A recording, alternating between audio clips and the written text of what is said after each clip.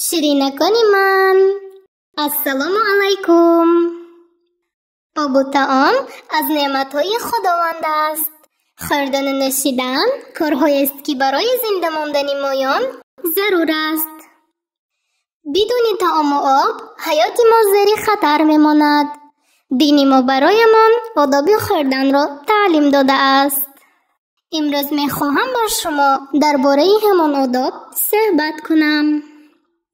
یکی از این آداب ها این است که هر طعامی که پسندمان باشد خوریم و طعامی که پسندمان نیست نباید عیب نماییم.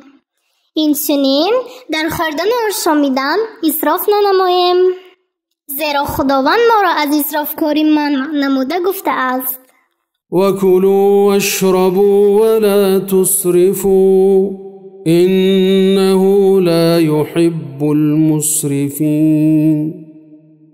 دیگر از آداب طعام این است که با طعامی که از حد زیاد گرم باشد پف نکنیم. با هنگام نوشیدن در ظرف آب نفس نگیریم. قبل از خوردن یا آشامیدن بسم الله بگوییم. اینچنین دعا کرده میگوییم: اللهم بارک لنا فیه و اطعمنا خیرا منه. پیش از نوشیدن شیر چنین میگوییم: اللهم بارک لنا فیه و زدنا منه. اگر در آغاز خوردن گفتن بسم الله را فراموش کنیم و هنگام خوردن به یادمان آید چنین بگوییم: بسم الله اوله و آخره. خوردن و آشامیدن را با دست راست انجام دهیم. در طبق از نزد خودمان خوریم، نه از مابین طبق و نه از نزد دیگران. اگر لقمه به زمین افتاد و پاکیزه باشد باید آن را از زمین برداشته بخوریم. اگر آب نوشیم نه با یک نفس بلکه با 2 یا 3 نفس بنوشیم.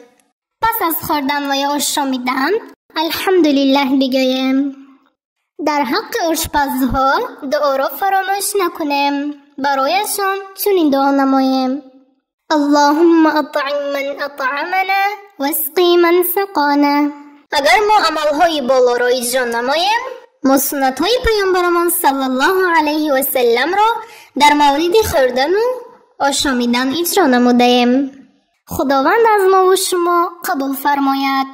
و السلام علیکم و رحمت الله.